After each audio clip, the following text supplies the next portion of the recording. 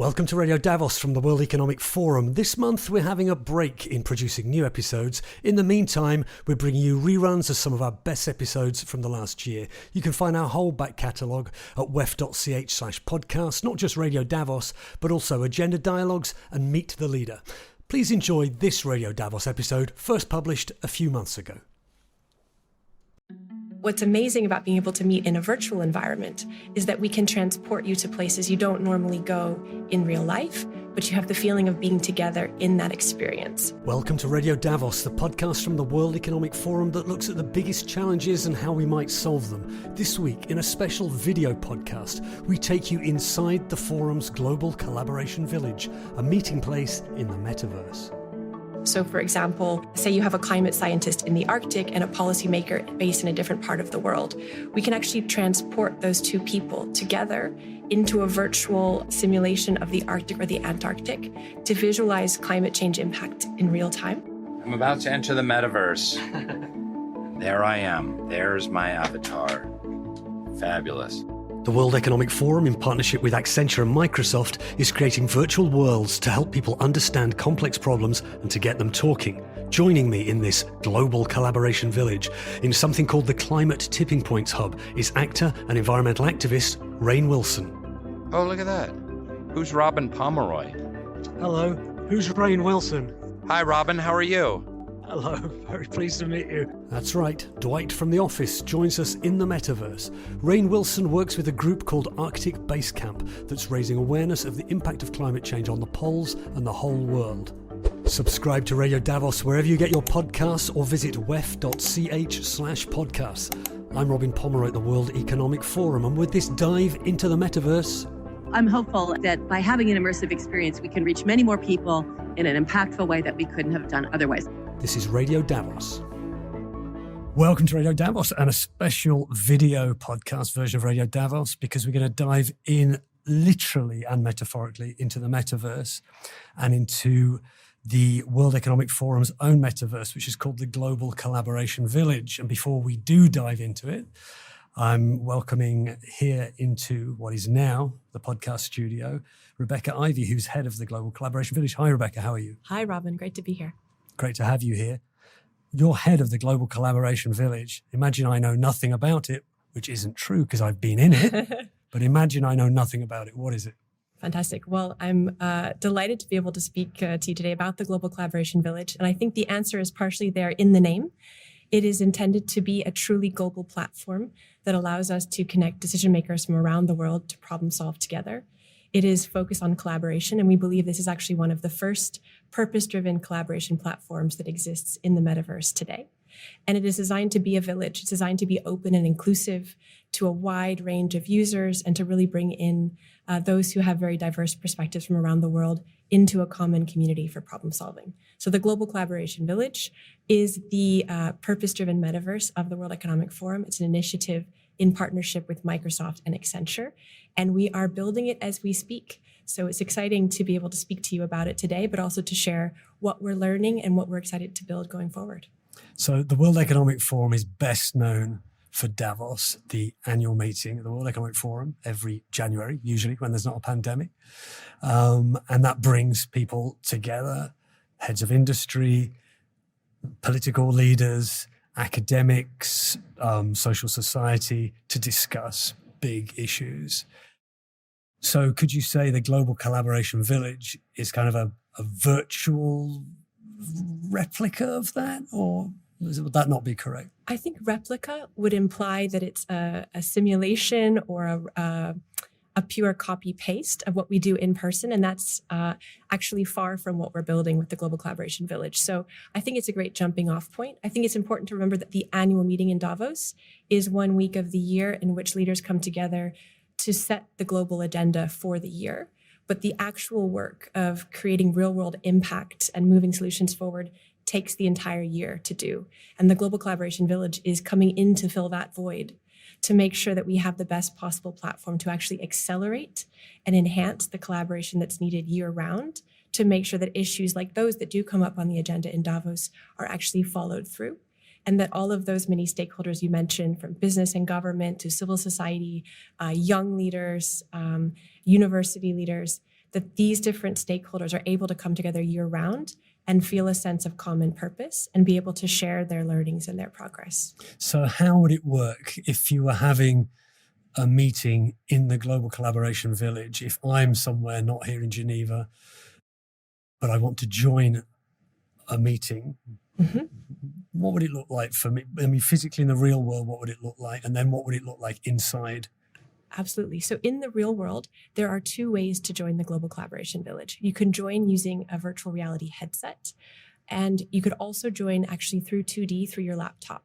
So the idea of the Global Collaboration Village is also to be open to users around the world, regardless of what kind of technology they have at home. For those users joining in virtual reality, they would be immersed in a 3D environment where they would be interacting with others who are in that environment as if they were in the same room. But what's amazing about being able to meet in a virtual environment is that we can transport you to places you don't normally go in real life, but you have the feeling of being together in that experience. So for example, say you have a climate scientist in the Arctic and a policymaker based in a different part of the world. We can actually transport those two people together into a virtual simulation of the Arctic or the Antarctic to visualize climate change impact in real time. And we can also leverage virtual reality or 3D modeling tools in that environment to be able to show the impact of a 1.5 degree rise in global temperatures, a 1.75 degree rise, or a 2 degree temperature rise on the city where that policymaker is from, and show how it's linked back to the situation in the Arctic. So this is an example where we would be leveraging the power of VR or the metaverse to transport people to dangerous or impossible places to reach. But for those participants joining from their laptops or computers, they can equally participate in that conversation and be part of the discussion. Well, what are we going to do about it now that we have a common understanding of the issue, now that we've experienced it in this virtual way? How are we going to actually have the real world solutions at hand? So that is one of the worlds you've built in there. Does it have a name, this polar world? The Polar Tipping Points Hub. The Polar Tipping Points Hub. Yes. Well, I've been there. Yes. I was actually physically still here in Geneva, but in a meeting in New York during the UN week, the World Economic Forum holds its Sustainable Development Impact meetings. And we linked up in there, and let's see and hear me meeting. This is Gail Whiteman, who helped build that world, because she's a professor of sustainability, and she runs a thing called the Arctic Basecamp, which camps out on the mountain at Davos to draw attention to the environment, particularly to the impact of global warming on the poles and the impact that that has on the rest of the planet.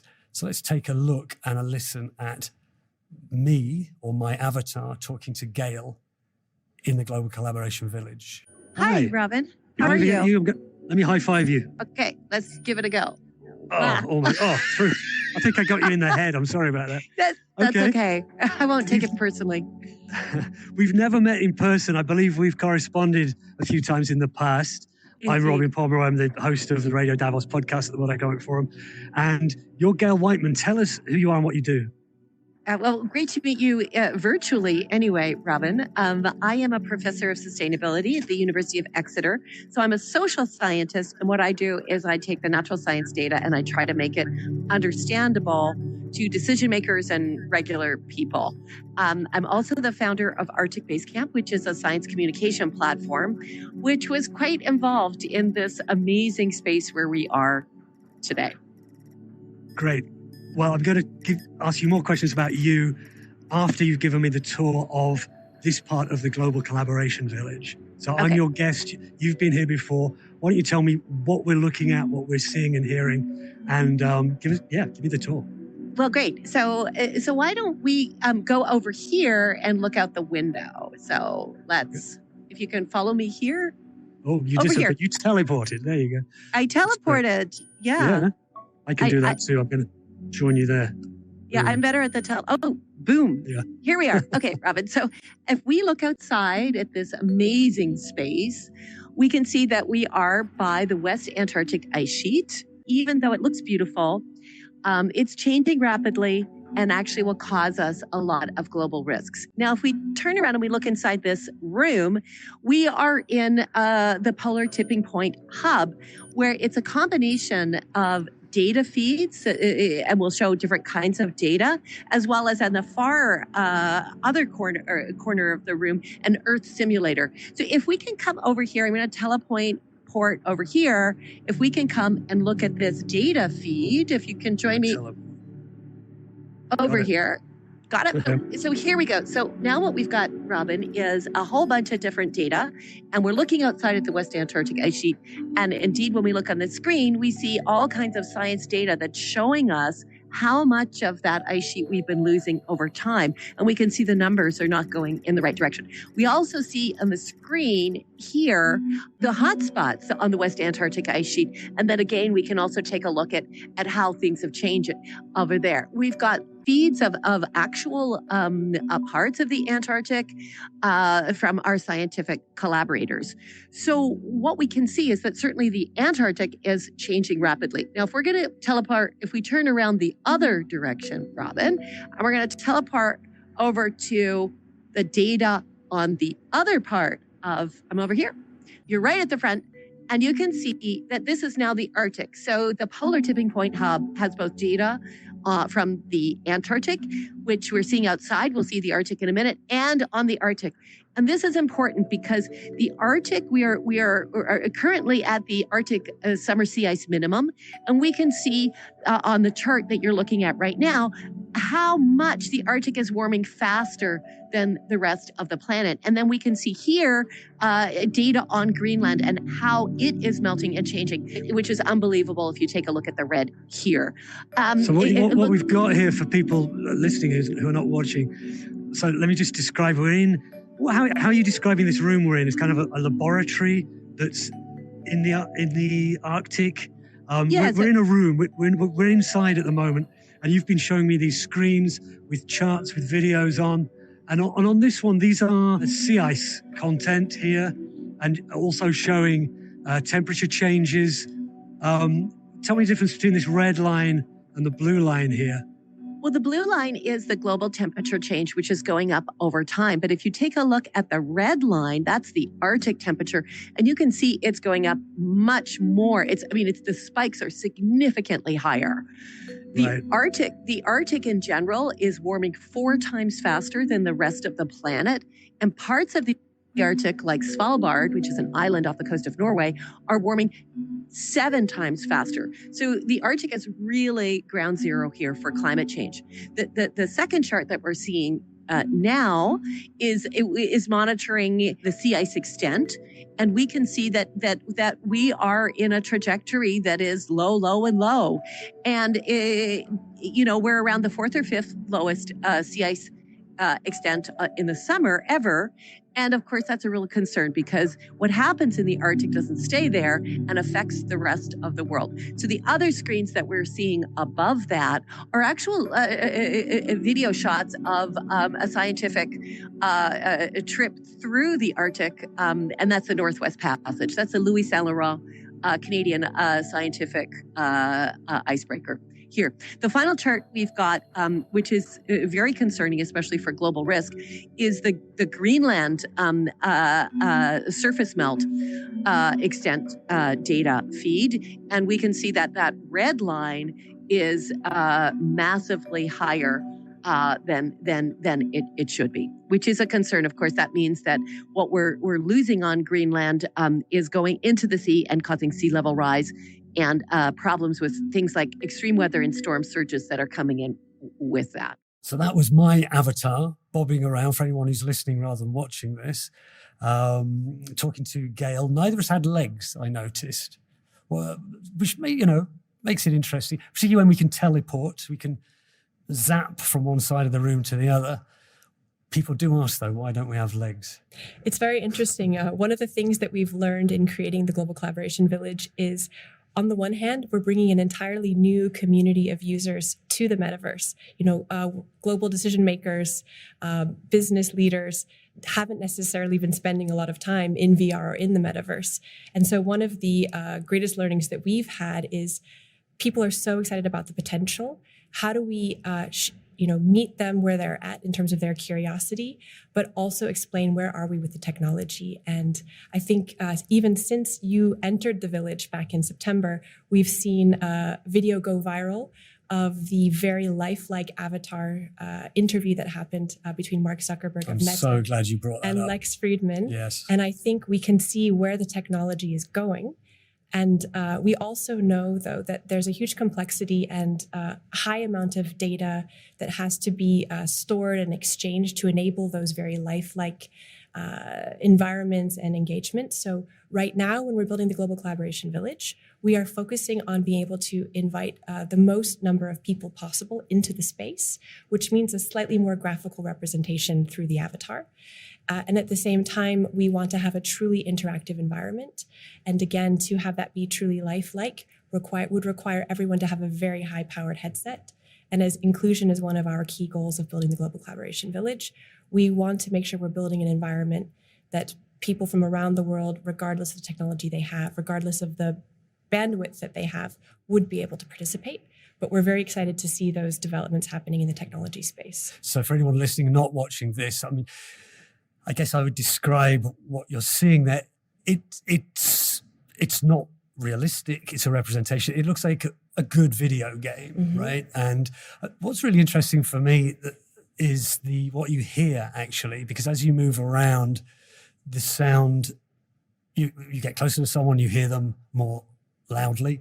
As you turn around, there's a stereo impression. I think that for me, that's the main difference between meeting someone on Zoom, say, and meeting someone in a metaverse situation. Absolutely. So I think this is one of the reasons why collaboration feels more natural and more normal in an immersive VR environment, because you do have the ability to pull somebody aside and have a side chat without interrupting the entire room. And you have the ability to also listen to the environment. I mean, when we brought you into the Arctic space in the Tipping Points hub, you could actually hear the sound of the wind moving across the ice. And I think this is, again, a way of increasing empathy and awareness, and also the feeling of being closer to those who are around you. So be it the Tipping Points hub that you visited or our town hall that is set up for boardroom meetings or plenary presentations, there's that feeling of really being with those who are with you in that virtual environment, even if they're sitting 3,000 or 6,000 miles away. Maybe we could go outside and get some fresh air. Yeah, let's get out there. It is a bit hot in here. There we are. I'm out here. Where are you? Oh, I'm over here. I'm looking around for you. There you are. Oh, I don't know. Here I am. Stroll over to you. Hi. Hello, Gail. So I will describe the scene for those who are listening to this as a podcast. We are now on ice. I'm looking down. We have no legs, so I can't feel the ice under me. But I can hear the wind. The sun is very low. And it looks chilly. I do feel a little bit cooler here. You've given me a tour of the Global Collaboration Village.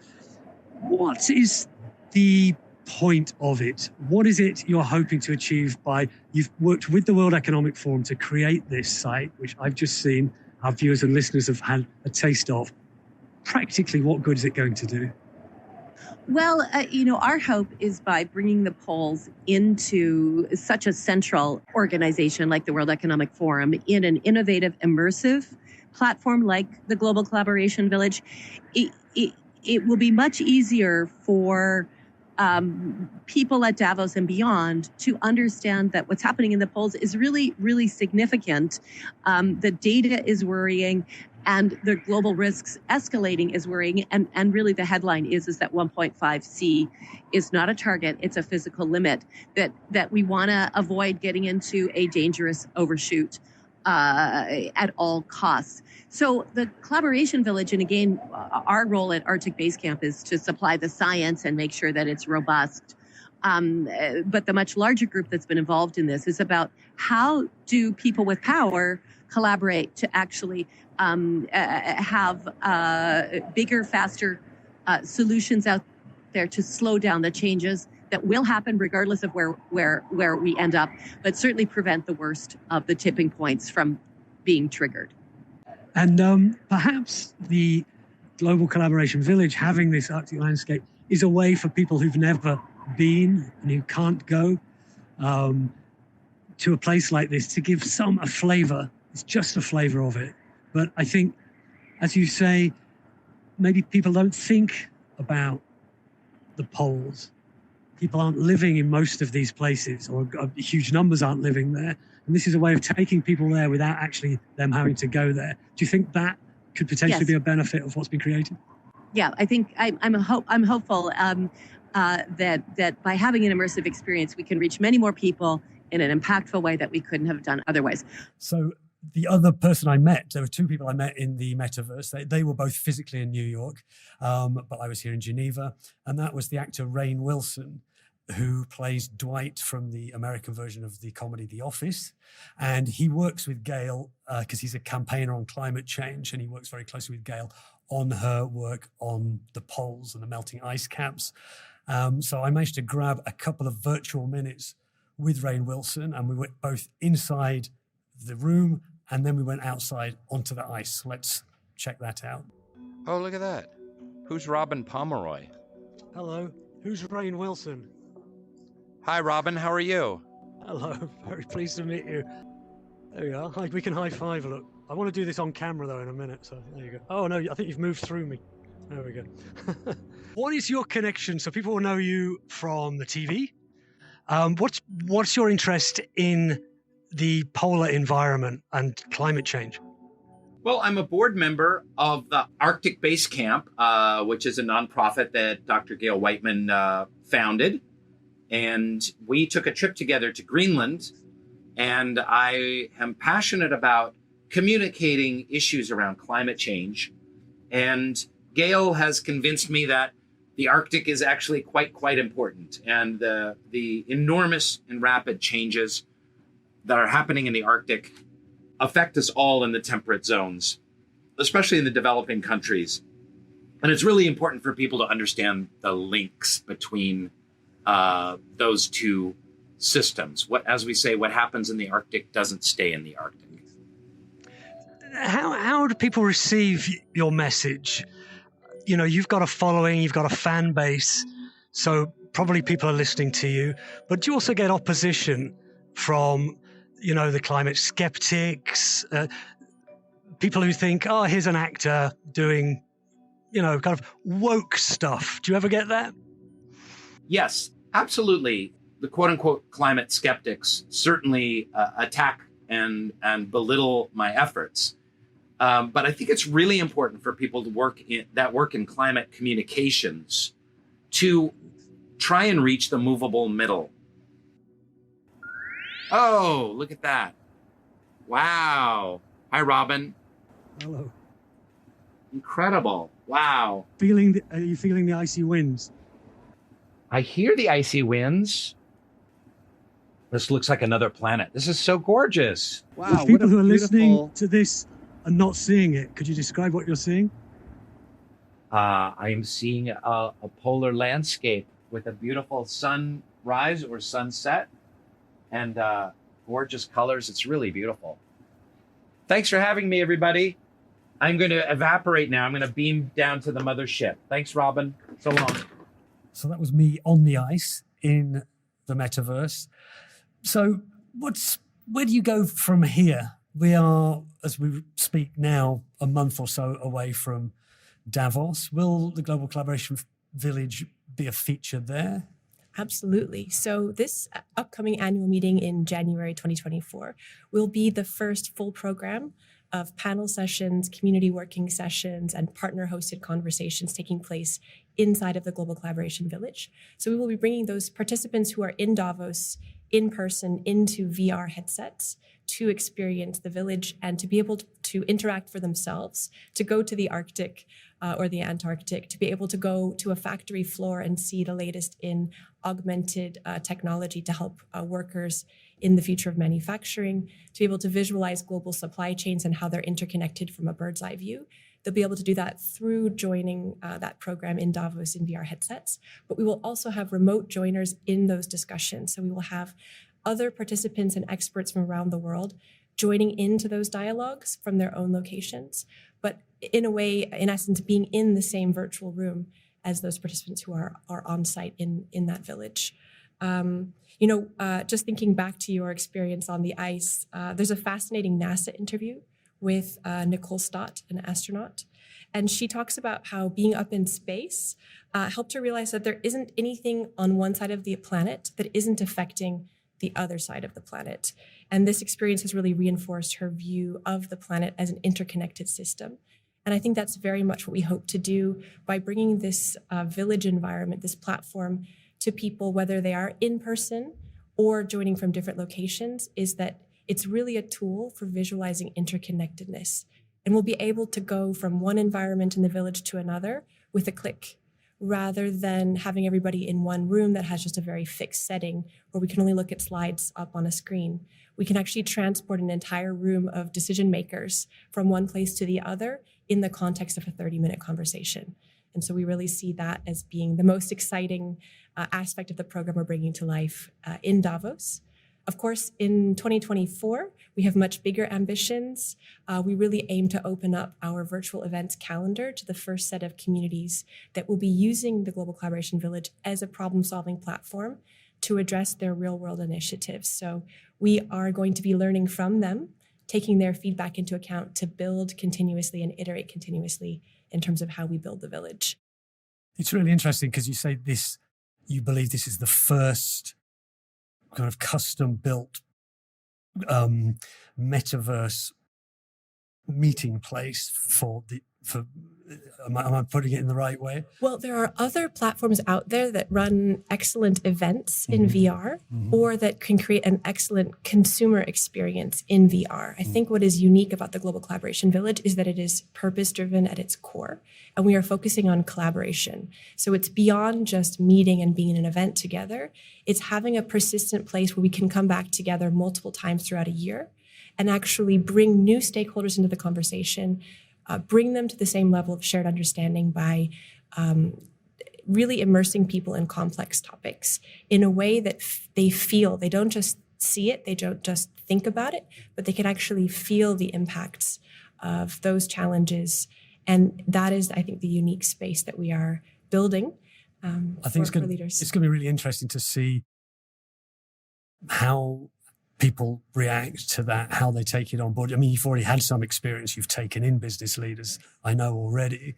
I mean, what are they telling you about that experience? So we've had nearly 1,000 leaders already come into the space, be that in the earlier pilots of the Global Collaboration Village that were featured in the annual meeting 2022 and 2023. But those were very much pilots in the sense that we were bringing our partners in to see what the technology could be used for. What is different now is that we are actually going to be using it for those purposes of accelerating collaboration, of increasing insights, and actually leading to real-world action. So I think what is going to be exciting for the coming year is really expanding that community that is using it repeatedly, not just coming in once, but really building it into how they are addressing the challenges their organizations are facing, and also how they're showcasing solutions that their organizations have come up with that could be shared and scaled with a wider audience. So this is still in its early-ish stages. As you mentioned, it was at the last Davos. In fact, if you were listening to Radio Davos back then, you'll have heard me I did go into the Global Collaboration Village.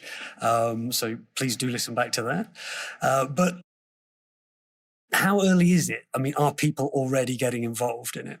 So we actually already have a community of nearly 140 organizations that have joined as village partners. By organizations, you mean what kinds of things? Universities, businesses, we have governments, and we have nonprofit organizations and NGOs who have joined up already to not just use the Global Collaboration Village, but to build it with us. And I think this is, again, why the Global Collaboration Village is an extension of what the World Economic Forum does.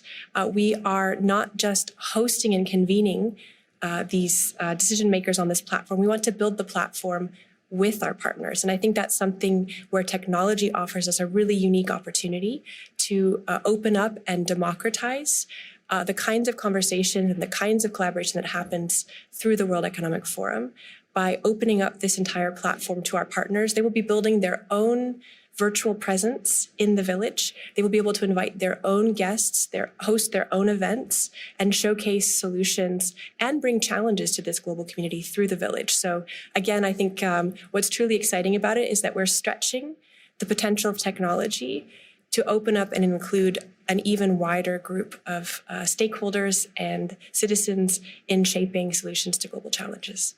Okay, so if I'm company whatever, in theory, I could come in and build a shop front, a lounge, and I could welcome people in to my space within the global collaboration. So you could build a virtual pavilion in the stakeholder campus, and from there, you could showcase solutions that your organization is already working on. For example, Arctic Basecamp, Gail Whiteman, who you mentioned earlier in this interview. Arctic Basecamp is one of the first organizations to build a virtual pavilion in our stakeholder campus. That means they'll be able to host their own discussions at Davos with virtual participants, and they'll be able to feature not just their own knowledge and resources through their pavilion, but they'll be able to take their visitors through the Tipping Points hub and show them this important data as a jumping off point for them to engage stakeholders in the real world.